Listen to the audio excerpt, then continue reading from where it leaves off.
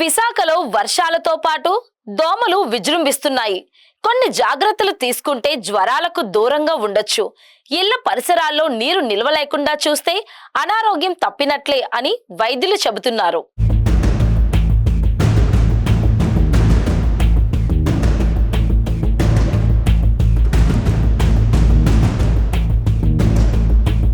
వర్షాలు వచ్చాయంటే వాటితో పాటు దోమలు వృద్ధి చెందుతాయి.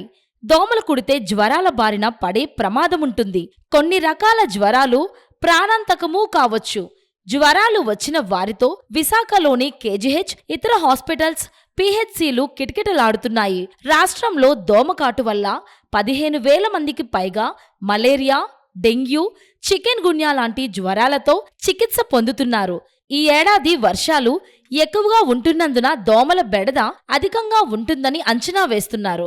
దోమల ఉత్పత్తికి అడ్డుకట్ట వేయడం ద్వారా సమస్యల నుంచి బయటపడొచ్చని వైద్య నిపుణులు చెబుతున్నారు.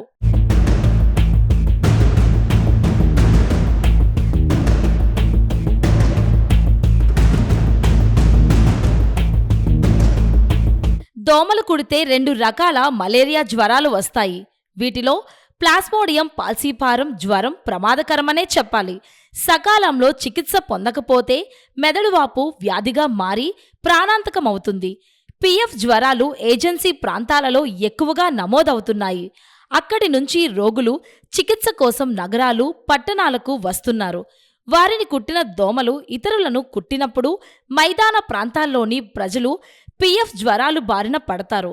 విశాఖపట్నం, కాకినాడ, కర్నూలు నగరాల్లో ఇలాంటి కేసులు నమోదవుతున్నాయి. పారిశుద్ధ్యం లోపించడం కూడా సీజనల్ వ్యాధులు పెరగడానికి కారణమనే చెప్పాలి.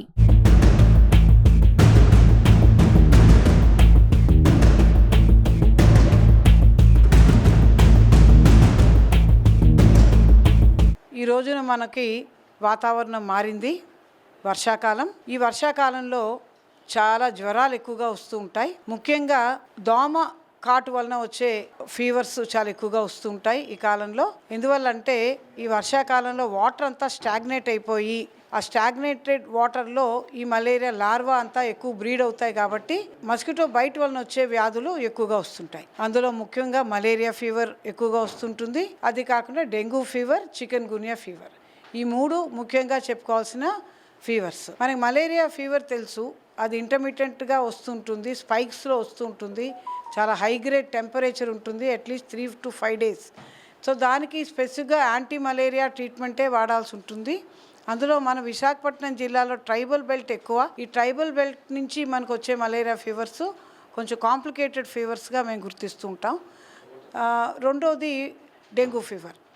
డెంగ్యూ ఫీవర్ కూడా మస్కిటో బైట్ వల్లనే వస్తూ ఉంటుంది. దీనిలో మెయిన్గా ఏంటంటే ప్లేట్లెట్స్ పడిపోయే ఛాన్స్ ఎక్కువ ఉంటుంది. సో ఇలాంటి ఫీవర్ మాకు ఏమాత్రం డౌట్ ఉన్నా ఫస్ట్ ప్లేట్లెట్స్ వైపు కాన్సన్ట్రేట్ చేస్తూ ఉంటాం. ఏదైనా 1,00,000 కింద ఇంకా తక్కువగా ఉన్నట్టయితే వెంటనే వాళ్ళకి ప్లేట్లెట్స్ అవి ఇవ్వకపోతే కొంచెం ప్రమాద స్థాయికి చేరుకునే ఛాన్స్ ఉంటుంది. మూడోది చికెన్ గున్యా ఫీవర్. ఇక్కడ ఫీవర్తో పాటు మెయిన్గా body X, joint pains. Fever 3 నుంచి 5 రోజులు మాత్రమే ఉన్నప్పటికీ ఈ జాయింట్ పెయిన్స్ అవి అయితే కొంచెం ఎక్కువ కాలమే ఉంటాయి. వీటితో పాటు వర్షాకాలంలో మనకి దోమలతో పాటు ఈగలు ముసరడం అది కూడా ఎక్కువగా ఉంటుంది.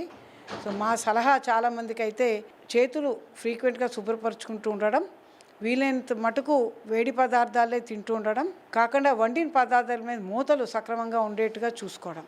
ఇవన్నీ చూసుకున్నట్టయితే ఇలాంటి అంటే ఫ్లైస్ నుంచి, వాటర్ నుంచి వచ్చే వ్యాధులు ముఖ్యంగా టైఫాయిడ్ కానీ, డిసెంట్రీ కానీ, డయేరియా కానీ, ఈ 3 వ్యాధులు కూడా మనం ఖచ్చితంగా నివారించుకోవచ్చు.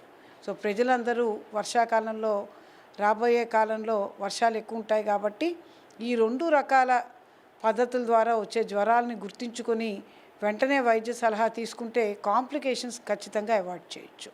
ఇది మా ఇంపార్టెంట్ సూచన ప్రజలందరికీ.